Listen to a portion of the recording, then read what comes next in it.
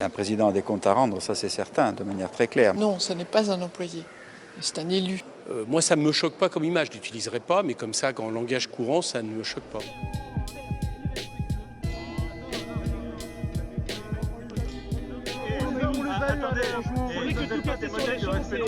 Vous croyez quoi? Mais monsieur le président, je suis plus vieux que vous. D'accord? Et vous croyez que je fous le bordel dans les manifs? Vous croyez que je fous le bordel dans les manifs? Je me balade avec mon épouse, vous m'interpellez. Mais c'est normal. Vous êtes mon employé, monsieur le président. Vous êtes mon employé, monsieur le président.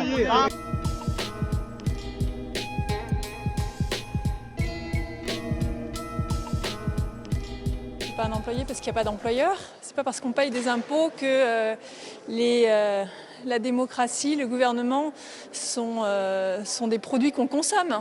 La démocratie, c'est vraiment tout autre chose. Et je crois que ça en dit long sur l'état d'esprit de certains de nos concitoyens qui pensent justement qu'ils sont des consommateurs ou des employeurs. Non, ce n'est pas un employé, c'est un élu.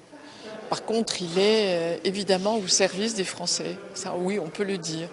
Mais un élu n'est pas un employé. Je crois que ce que voulait dire ce gilet jaune qui a interpellé le président, c'est que le président, il a des obligations vis-à-vis des Français. Évidemment, ça a été dit d'une façon qui était, je dirais, à la limite de l'irrespect, mais fondamentalement, ça signifiait que le président doit être vraiment le garant de l'unité des Français, du respect des Français, de l'apaisement de la France.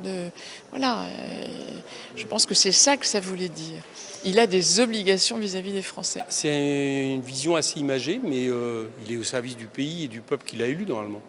Donc il y a quand même quelque chose comme ça, oui. En termes d'illustration, il y a l'idée de dire que il a été élu pour servir le pays, nonobstant en plus, comme moi d'ailleurs, payé par les impôts des Français. Donc moi, ça ne me choque pas comme image, je l'utiliserai pas, mais comme ça, en langage courant, ça ne me choque pas. Moi, je n'ai pas du tout la conception d'un président employé du peuple français.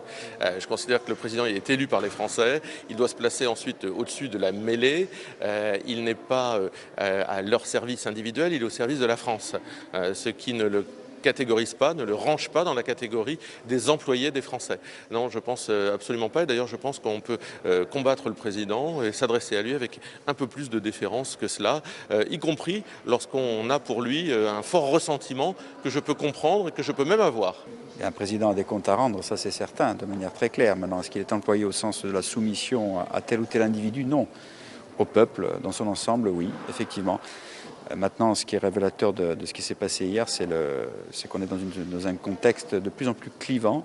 Et il faut que le président se pose la question de pourquoi il s'est mis en situation d'être en situation clivante de ce style avec des couches entières de la société. Et la réponse n'a pas été apportée à ce jour.